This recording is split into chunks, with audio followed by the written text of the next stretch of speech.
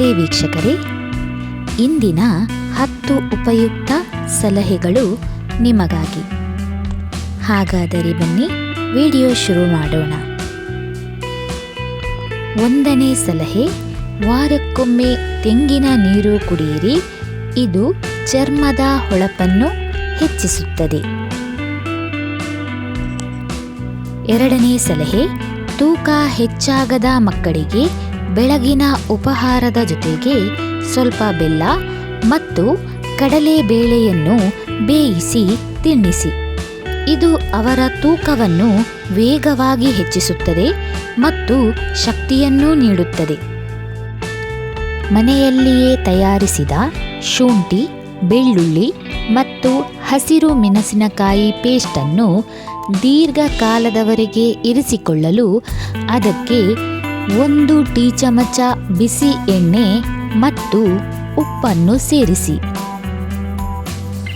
4ನೇ ಸಲಹೆ, ಜೇನುತುಪ್ಪ ಬೆರೆಸಿದ ಉಗುರು ಬೆಚ್ಚಗಿನ ನೀರನ್ನು ಕುಡಿಯುವುದರಿಂದ ಮೂತ್ರಪಿಂಡದ ಕಾಯಿಲೆಯನ್ನು ತ್ವರಿತವಾಗಿ ತಡೆಯುತ್ತದೆ. ಸಲಹೆ 5, ಮಳೆಗಾಲದಲ್ಲಿ ಹಸಿರು ಮೆಣಸಿನಕಾಯಿ ಕೊಳೆಯದಂತೆ ಸಂರಕ್ಷಿಸಲು ಮೆಣಸಿನಕಾಯಿಗಳ ತೊಟ್ಟನ್ನು ಒಡೆದು ಶೇಖರಿಸುವುದರಿಂದ ಮೆಣಸಿನಕಾಯಿ ಕೊಳೆಯುವುದನ್ನು ತಡೆಗಟ್ಟಬಹುದು. ಸಲಹೆ 6, ನೀವು ಬೇಯಿಸಿದ ಆಲೂಗಡ್ಡೆಯಿಂದ ಕೋಫ್ತಾ ಅಥವಾ ಟಿಕ್ಕಿ ಇತ್ಯಾದಿಗಳನ್ನು ತಯಾರಿಸುತ್ತಿದ್ದರೆ ಸ್ವಲ್ಪ ಸಮಯದವರೆಗೆ ಬೇಯಿಸಿದ ಆಲೂಗಡ್ಡೆಯನ್ನು ಫ್ರಿಡ್ಜಲ್ಲಿ ಇರಿಸಿ ಮತ್ತು ಫ್ರೈ ಮಾಡುವಾಗ ಅದು ಒಡೆಯುವುದನ್ನು ತಡೆಯುತ್ತದೆ ಮತ್ತು ಅದು ಕಡಿಮೆ ಎಣ್ಣೆಯನ್ನು ಹೀರಿಕೊಳ್ಳುತ್ತದೆ. ಸಲಹೆ 7, ಟೊಮೆಟೊ ತುಂಬ ಹುಳಿಯಾಗಿದ್ದರೆ ಅವುಗಳನ್ನು ಹಿಸುಕಿಕೊಳ್ಳಿ. ತರಕಾರಿ ಮಾಡುವ ಮೊದಲು ಆ ಹಿಸುಕಿದ ನೀರನ್ನು ಎಷ್ಟು ಬೇಕು ಅಷ್ಟನ್ನು ಮಾತ್ರ ಉಪಯೋಗಿಸಿ ಉಳಿದವನ್ನು ತೆಗೆದುಹಾಕಿ.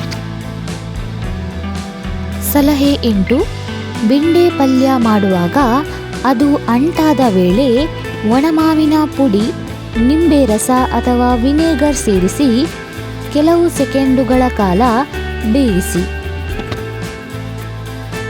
ಸಲಹೆ 9, ಡಾಬಾಗಳಲ್ಲಿ ಮಾಡುವಂತಹ ಆಲೂಗಡ್ಡೆ ಪರಾಟವನ್ನು ತಯಾರಿಸಲು 1 ಕಪ್ ಗೋಧಿ ಹಿಟ್ಟಿನಲ್ಲಿ 1 ಚಮಚ ಕಡಲೆ ಹಿಟ್ಟನ್ನು ಬೆರೆಸಿಕೊಳ್ಳಿ. ಇದು ಪರಾಟಗಳನ್ನು ಗರಿಗರಿಯಾಗಿ ಮತ್ತು ರುಚಿಕರವಾಗಿ ಮಾಡುತ್ತದೆ. ಸಲಹೆ 10, ಬೆಂಡೆಕಾಯಿಯನ್ನು ದೀರ್ಘಕಾಲದವರೆಗೆ ತಾಜಾವಾಗಿಡಲು ಅದಕ್ಕೆ ಸ್ವಲ್ಪ ಸಾಸಿವೆ ಎಣ್ಣೆಯನ್ನು ಹಚ್ಚಿ ತೆಗೆದಿರಿಸಿ. ವೀಕ್ಷಕರೇ, ಇಂದಿನ ನಮ್ಮ ಈ 10 ಸಲಹೆಗಳು ನಿಮಗೆ ಉಪಯುಕ್ತವಾಗಿದೆ ಎಂದು ನಾನು ಭಾವಿಸುತ್ತೇನೆ. ಹೀಗೆ ಹೆಚ್ಚಿನ ಸಲಹೆಗಳನ್ನು ಹಾಗೆಯೇ ಉಪಯುಕ್ತ ಮಾಹಿತಿಯನ್ನು ನಮ್ಮ ಚಾನೆಲ್ನ ಮೂಲಕ ನಿಮಗೆ ನಾವು ಒದಗಿಸುತ್ತೇವೆ. ಈ ವಿಡಿಯೋ ಇಷ್ಟವಾದರೆ ಒಂದು ಲೈಕ್ ಕೊಟ್ಟು ಹಾಗೆಯೇ ನಿಮ್ಮ ಸ್ನೇಹಿತರೊಡನೆ ಹಂಚಿಕೊಳ್ಳಿ. ನಿಮಗೆ ತಿಳಿದಿರುವ ಹೆಚ್ಚುವರಿ ಸಲಹೆಯನ್ನು ನಮಗೆ ಕಮೆಂಟ್ ಮೂಲಕ ತಿಳಿಸಿ. ಹಾಗೆಯೇ ನಮ್ಮ ಚಾನಲನ್ನು ಸಬ್ಸ್ಕ್ರೈಬ್ ಮಾಡುವುದನ್ನು ಮರೆಯದಿರಿ. ಮುಂದಿನ ವಿಡಿಯೋದಲ್ಲಿ ಸಿಗೋಣ. ಧನ್ಯವಾದಗಳು.